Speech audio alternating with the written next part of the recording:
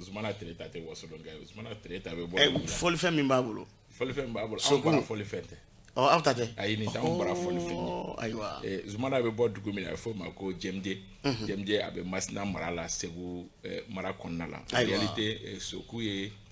Segu fila fɔlikɛla minan don mais wasolon filaw tɛ. Mais ka taa kɔrɔ yan fan fɛ fɛnɛ ani Segu fan dɔ ka taa Masina yan fan fɛ ka yɛlɛn ka taa fo Tombouctou. Olu ka fɔlikɛ fɛn don mais anw fan fɛ la Soku t'anw fɛ yen nɔ. Zu bɛ bɔ Masina kɔnɔ. Masina ye bamanan ni fila dugu ye o de kama Zu bi yɛrɛ sɔrɔ Soku fɔ la n'o tɛ Soku bɛ yɛlɛn ka taa o yɔrɔ de la mais anw bara Soku tɛ yen nɔ. Sogonikun de bɛ yen nɔ ani gɔni de bɛ anw fɛ yen nɔ mais Soku tɛ anw fɛ yen nɔ o t'anw bara fɔlikɛ minɛ. Zu tanyana mɛ kalo tile 15 san 2017 tile an bɛ se k'a fɔ dɔgɔkun damadɔni a bɔlen kɔ Sanangɔrɔ gɛrɛn mɔgɔw ka laadala ɲɛnajɛ min n'o bɛ kɛ san o san n'a bɛ kɛ laadala fɔliw ka tile damadɔni kɔfɛ Zu tanyana hali n'o y'a sɔrɔ o kɛnɛ yɛrɛ kan ne yɛrɛ y'a ye yen nɔ i tun b'a dɔn k'a fɔ ko maa kun don min ni a fanga kun dɛsɛra kosɛbɛ mais a y'i jija ka taa Sanangɔrɔ gɛrɛn mɔgɔw ka fɛngɛkɛyɔrɔ la. Zu yɛrɛ yanni a ka Soku fɔ in yɛrɛ don a sɛbɛn ma kosɛbɛ a tun bɛ s'a la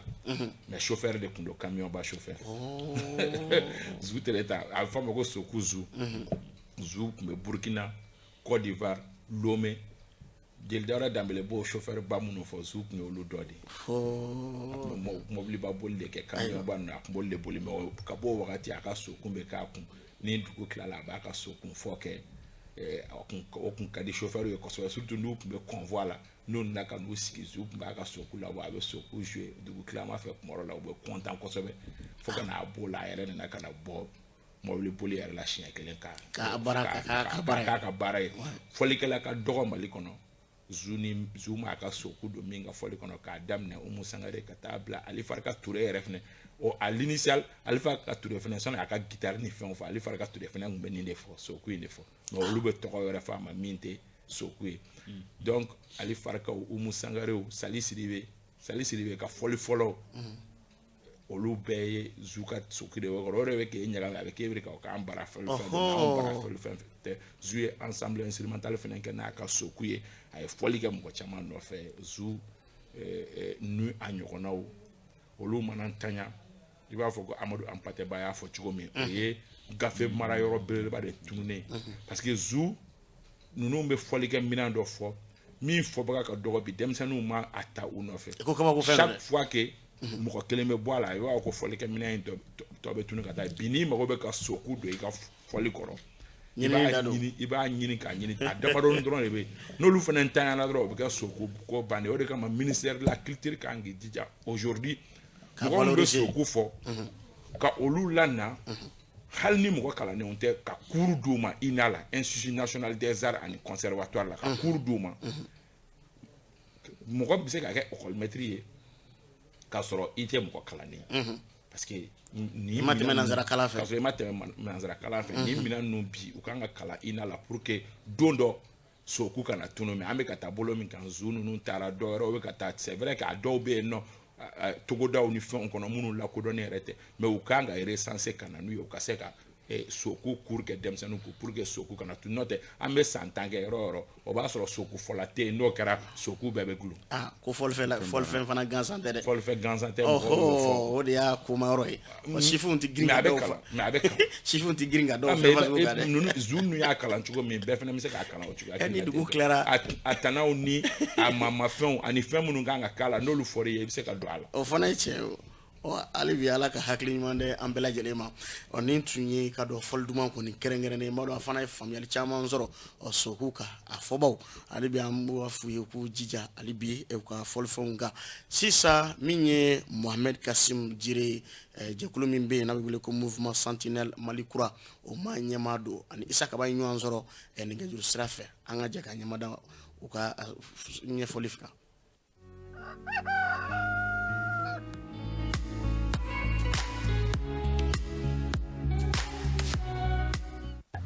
Mohamed Kasim Jire ini sɔgɔma. Nba ini sɔgɔma Isa Kaba. Mouvement Sentinelle Mali Kura o maa ɲɛmaa ye. An kɛ ko laban ka ɲɔgɔn sɔrɔ i tun y'a fɔ k'a fɔ k'aw bɛna baara kologirinw boloda u sera ka timɛ wa? Isa n b'i fo kosɛbɛ. Foli diyara n ye. Fo ka maliyɛnw bɛɛ fo Mali kɔnɔ ani Mali kɔ kan. A diyara n ye. Bon an y'a daminɛ e yɛrɛ y'a ye an taara Segu. An ye ɲɛnajɛba kɛ. An ye lancement kɛ yen. Duwawu minɛna. Kɔfɛ an nana Bamakɔ an ye conférence de presse kɛ. Conférence de presse kun ye avant projet ye. An hakilina avant projet kan o fana kɛra maliyɛnw ye fɛn caman faamu. Donc sisan comme kasiko bɛ sen na. Ani wuluwulu cayara. An ye démarche kɛ ka mɔgɔw démarcher sifinnakaw principalement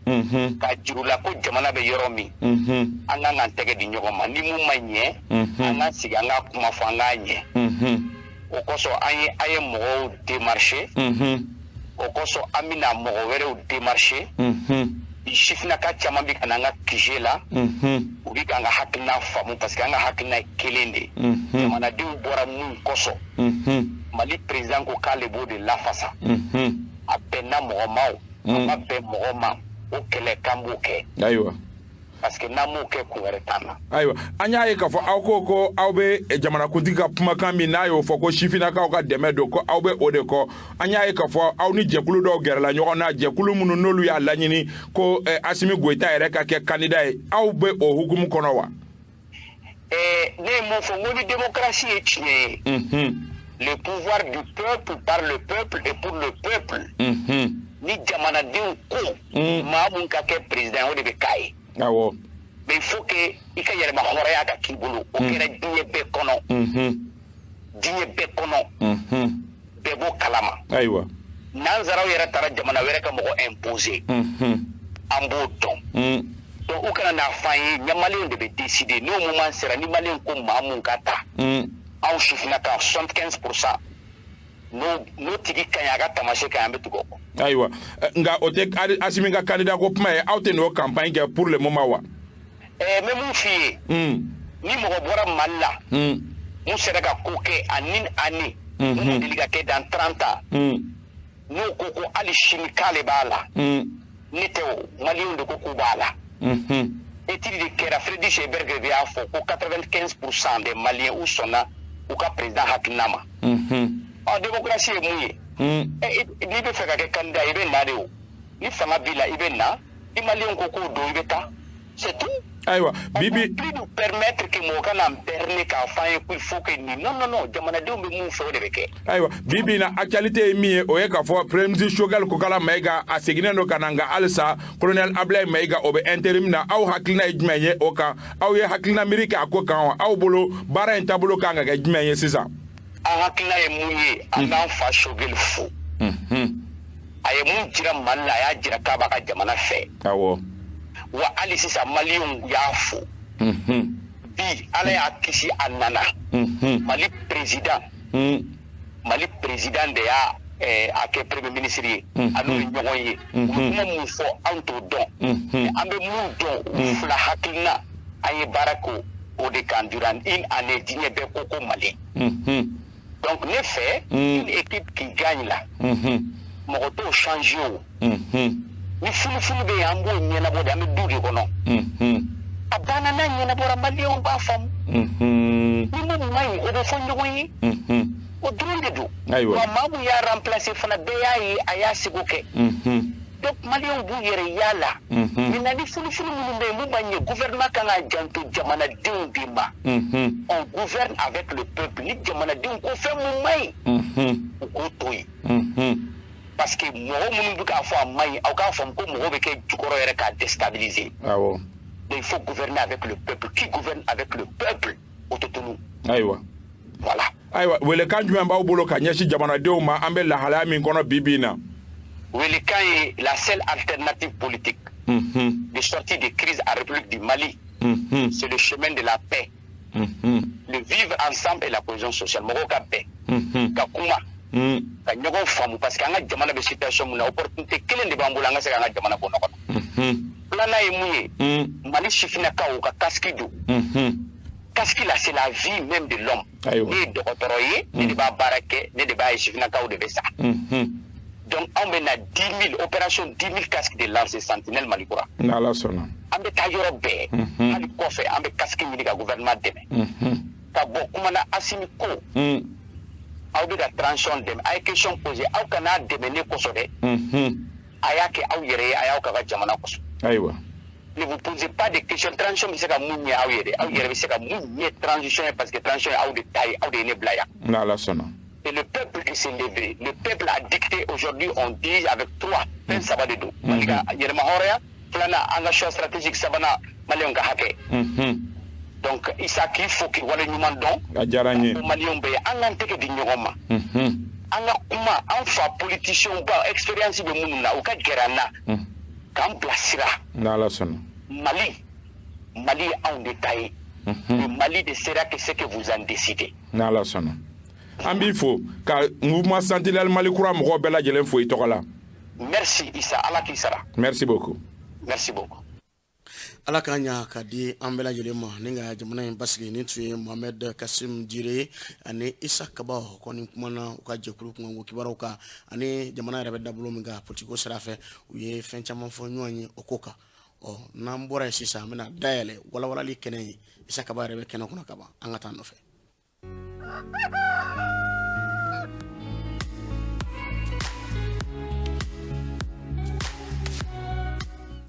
nɛgɛ kaɲa 8 sanga 40 ani 3 Kafune Traoré ale ka jateminɛ na kan ni waati na Maɲamugu projet la an b'a n'a ka denbaya bɛɛ lajɛlen fo ni ko wali ɲuman dɔn Isa Kaba kɔnɔni bi to a tigi bolo ka pa bolo ni waati na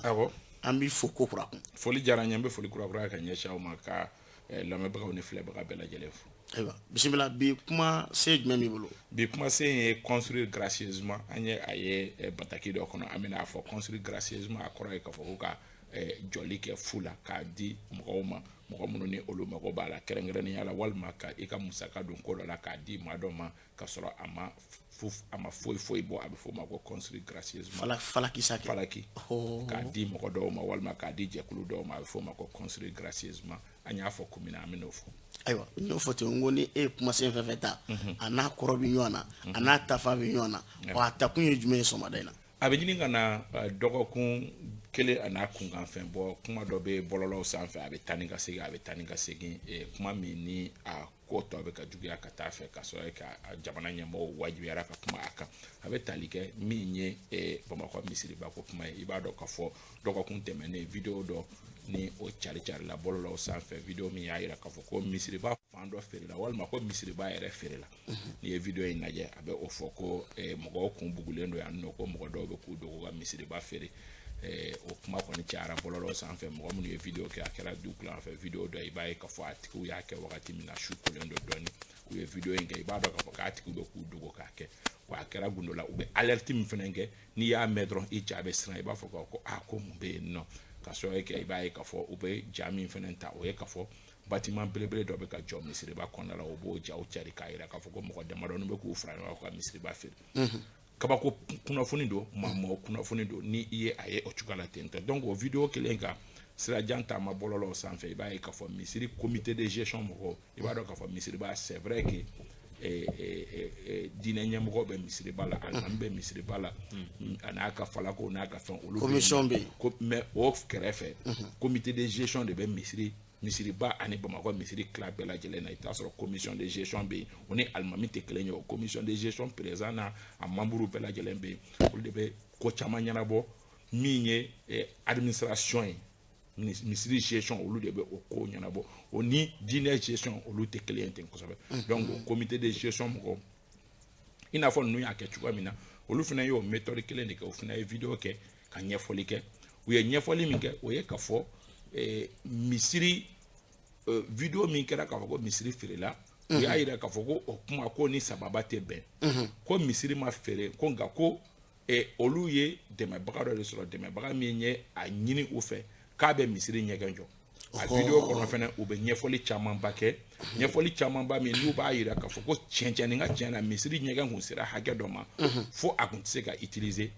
misirilamɔgɔw yɛrɛ dɔrɔn tɛ ɲɛgɛn utiliser ala ye Bamakɔ misiriba garijɛgɛ don sugu camancɛ ma k'a bɛn assemblée fana kɛrɛfɛla ma k'a bɛn yɔrɔ caman kɛrɛfɛla k'a bɛn artisanat kɛrɛfɛla k'a bɛn ina kɛrɛfɛla a bɛ dugu yɛrɛ ni a bɛ dugu jamamayɔrɔ la jamamayɔrɔ min ni min ka nɔgɔ mɔgɔw ma jama i ma yɔrɔ na i tɛ se ka taa mɔgɔ fɛ k'i bɛ t'i ka ɲɛgɛn ko mago ɲa donc sugu kɔnɔ mɔgɔw wo i n'a denmisɛnninw wo assemblée mɔgɔ minnu tɛ député ye n'olu tɛ député ka ɲɛgɛn kɔnɔna sɔrɔ olu fɛn o fɛn ɲɛ kamana mana gan olu bolibagatɔ bɛ don misiri ɲɛgɛn de kɔnɔ parce que wari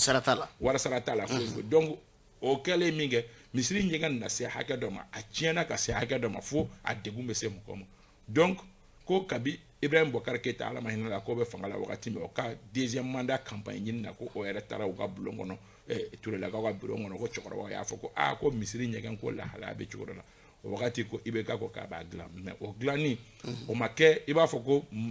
a tun laɲininen don cogo min donc olu ye mɔgɔ ɲini mɔgɔ min n'o bɛna dɛmɛ d'u ma ka se ka misiri ɲɛgɛn jɔ donc vidéo min kuma bɛ sen na en réalité misiri ɲɛgɛn de kuma don o bâtiment de bɛ ka jɔ mais tungurunin dɔ bɛ ko la o ye jumɛn ye tungurunin bɛ ko la c'est que misiri ɲɛgɛn jɔli misiri ɲɛgɛn kɔrɔ min bɛ yen nɔ o cira dans l'esprit des gens misiri ɲɛgɛn n'a ma ɲɛ k'a bɛ jɔ a bɛ jɔ o format kɔrɔ in de kan mais a bɛ améliorer mais mɔgɔw ka jateminɛ na boli min kan o ye k'a fɔ c'est vrai que misiri ɲɛgɛn dugumala bɛ ka jɔ mais sanfɛla dɔ fana bɛ ka jɔ ka fara a kan ka jɔ ɲɛgɛn sira fɛ walima so sira fɛ ɲininkali de b'o yɔrɔ la donc sisan a na ye k'a fɔ ko mɔgɔ min ni o ye layidu ta k'a fɔ k'a b'a jɔ falaki la k'a sɔrɔ a ma condition ɲini a yɛrɛ k'a fɔ ko dugumala bɛ ka jɔ mais sanfɛla fana bɛ ka jɔ misiri ɲɛgɛn na donc mɔgɔw yɛrɛ ɲininka o de la misiri comité mɔgɔw fana y'o ɲɛfɔ u ye ɲɛfɔli kɛ u ko mɔgɔ min ko k'a bɛ ɲɛgɛn jɔ k'a ko k'a bɛ ɲɛgɛn jɔ condition min na o ye a bɛ ɲɛgɛn jɔ duguma mais sanfɛla a bɛ bibliothèque ni fɛnw de kɛ yen nɔ u ka ɲɛfɔli la gafe mara yɔrɔ ani gafe ta yɔrɔ gafe mara yɔrɔ ani gafe ta yɔrɔ ni o gafe mara yɔrɔ n'o gafe ta yɔrɔ par exemple ni mɔgɔ dɔ y'o ta ni o tigi bɛna a ka gafe mara n'o fɛnw kɛ o kɔnɔ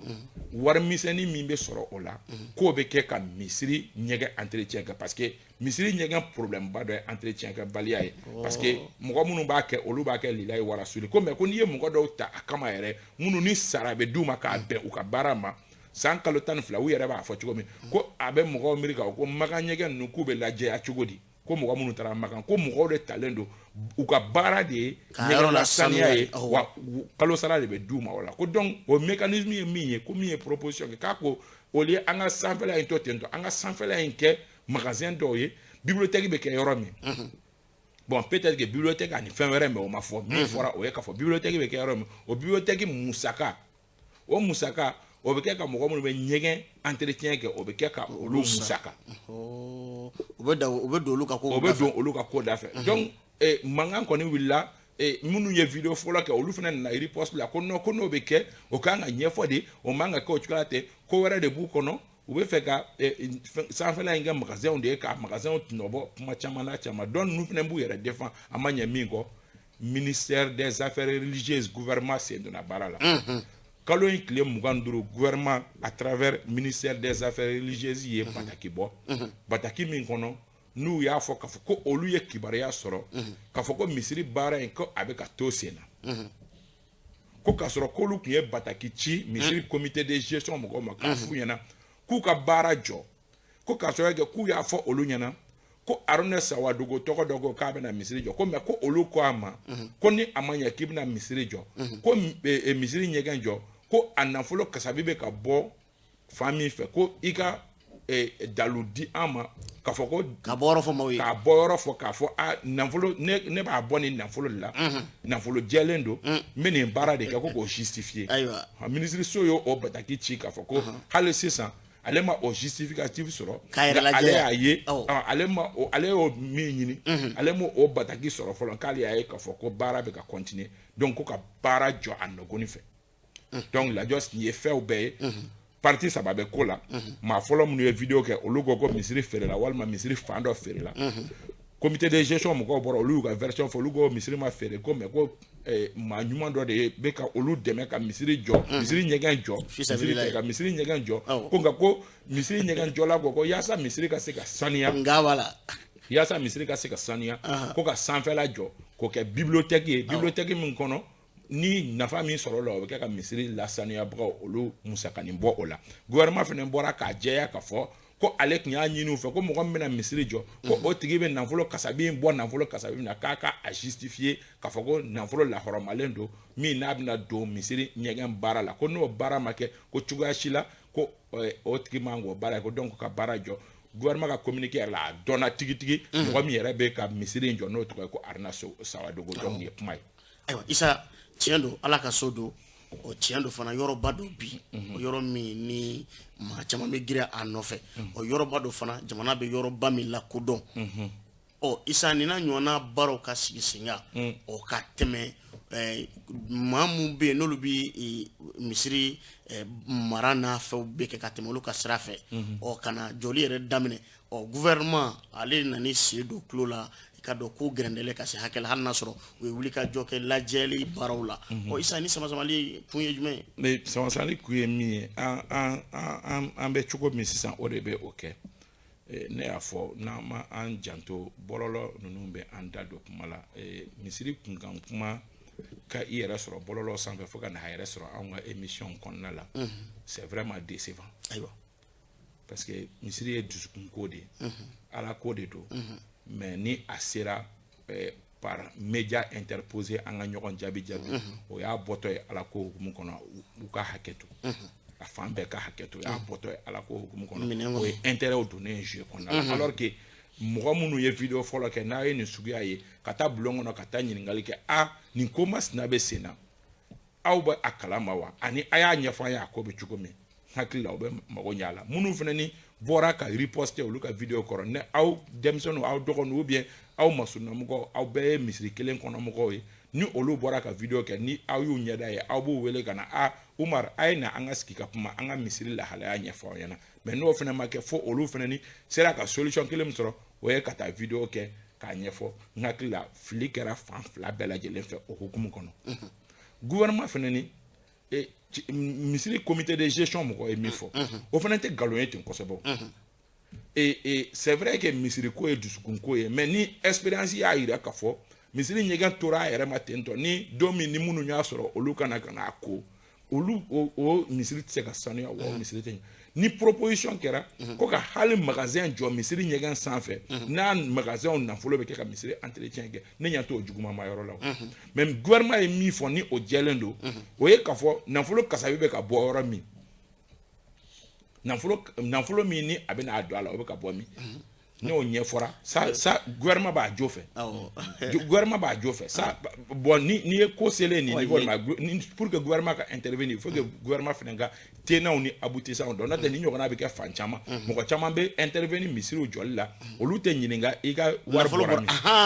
min o bɛ kɛ mais une fois que ko gɛlɛyara gouvernement fana tɛ se ka intervenir k'a b'a trancher n'a ma tenants ni aboutissants dɔn sinon o bɛ kɛ misiriw la mɔgɔw yɛrɛ bɛna cɛncɛn to misiri la sɔgɔmada joona fɛ mɔgɔ si tɛ bɔ a kalama k'u kɔ dɔn ka est-ce que gouvernement a le temps k'o tigi ɲininka k'i ye wari bɔ mais kuma yɛrɛ bɛ yɔrɔ min ni ko gɛlɛyara ni gouvernement bɛ fɛ k'a trancher il faut que gouvernement ka tenants ni aboutissants bɛɛ lajɛlen dɔn fɔlɔ yana a ka kuma gouvernement b'a jo fɛ o la mais ni ko tun ma gɛlɛya misiri tun bɛ jɔ k'a magasin jɔ comité de gestion sigidala mɔgɔ a b'u nafa ɲɛ mais ni ko gɛlɛyara gouvernement est obligé effectivement samasamali de barika bonya n'o tɛ misiri caman bi jɔ bi jamana fan caman fɛ ɲininkali tɛ kɛ kasabi bɔ fan na n'an bɔra yen fana ɲininkali kelen mais o kɔni waati kɔni koronna misiri bɛ jɔn ka bolo kan yalima Bamakɔ sigibaw ta don wa gouvernement de ta don wa jɔn da don non au fait misiri ye Mali ta ye misiri ye Mali de ta ye ayiwa misiri ye Mali ta ye misiriba ye Mali ta ye mais comité de gestion bɛ misiriba la mais comité de gestion bɛ gouvernement de ka bolo kan wa a bɛ jɔn ka bolo kan parce que o de base non comité de gestion ye misiri selibagaw ye kɛrɛnkɛrɛnnenya la mɔgɔ minnu bɛ comité de gestion misiri comité de gestion sigi o ye turelakaw ni ɲarelakaw olu senba bɛ a ko la wa misiri kunkan kuma a bɛ olu de ka lahɔrɔma kɔnɔ olu de bɛ a ko trancher hala alimami ko n'a fɛngɛ olu de b'a trancher a bɛ kɛ olu ka bulonba de kɔnɔ a ko bɛ trancher yen nɔ wa comité de gestion ni a élection kɛra a bonya bɛ da olu de kɔrɔ wa olu de b'a baara surveiller ala ka hakilina ɲuman di an bɛɛ lajɛlen ma ni Umar bɛ fɛ ka ɲininkali tɛ nka faranga don an bɛ se ka fɔ manque de communication ye nin fɛn jɛ kosɛbɛ ani nin tɛ hali Segu misiriba la Kadafi misiri min jɔ an y'a ye magasin jɔra a la i n'a fɔ i ye nin fɔ cogo min na min b'a to misiri gestion a bɛ nɔgɔya musaka bɛ don misiri ko wɛrɛ la ala kuranko n'a fɛn an y'a ye Segu karafe misiri min jɔ a b'o la donc hali o courant ko nɔfɛ n'a ye magasin jɔ a la a gestion ka dɔn dɔrɔn magasin minnu bɛ magasin na ni e ye fini feere fɛn dɔw kɔni tɛ se ka k'a magasin na ne ye fini feere magasin kɛ a magasin na i bɛ wari min sara kalo la o bɛ se ka kɛ misiri courant sɔngɔ n'a fɛn tɔw ye a wari bɛ taa sira jumɛn fɛ a bɛ di jɔn ma n'o jɛra fo ko in bɛɛ lajɛlen ka fɛsɛfɛsɛ de walasa sama-samali bɛɛ ka bɔ a ko da la Isa waati sɛbɛkɔrɔkɔrɔ la waati nka n ka mɔgɔkɔrɔba dɔw bɛ yen nɔ Gabɔnkaw fɛ yen nɔ Ana Jakite a n'a furumuso Musa Sangare Gabɔn an b'u fo je tiens k'olu fo ani Hélène madame Kalanbiri an bɛ foliba d'a ma sɔgɔmada yɛrɛ ka Aba n'a ka denbaya bɛɛ lajɛlen fo Segukaw fɛ ayiwa an bɛ foli di kanuba kelen-kelenna bɛɛ lajɛlen ma Moïse Sissoko an b'a fo ni waati in na a bɛ ka lamɛn Kati a n'a ka denbaya bɛɛ lajɛlen Adama Diallo Bisu Tiedo an b'a fo artisanat la ni waati in na Yakuba Sise i m'a fo dɛ Yakuba n ye foli di Yakuba ma bi aw diyara n ye an bɛ Yakuba fo ka wale ɲuman dɔn ka foli di sigida yɛlɛma ɲɛmaa ma ɲina Bakane kɔ min ye Yusuf Ayidara ye ka ninnu bɛɛ lajɛlen fo ni ko wale ɲuman dɔn Umaru bisimila aya foli bakuruba foli don an b'a lamɛn kɛ bakuruba foli ayiwa baasi foyi tɛ fan ta tumu ta la a se ne tun bɛ kirikɛla ni Ala ma baasi hali n'a sɔrɔ an kun ko k'a bɛ na bana t'a la dɛ a ka kɛnɛ yɛrɛ hali sɔgɔmada ne n'a tun bɛ kuma la wala mɔgɔ ka se ka faamuyali caman sɔrɔ n'an wulila sisan Adel Samake Sari mana tunu mɔgɔ bɛ y'a ɲininka la c'est Sari lo dɛ sisan an bɛna wuli ka kɛnɛ di Adel Samake ma fɛn min bɛ dugu kunkan an n'ale bɛ se k'o batiri ani ɲɔgɔn cɛ cogo min na Ala ka tile hɛrɛ Kakumbe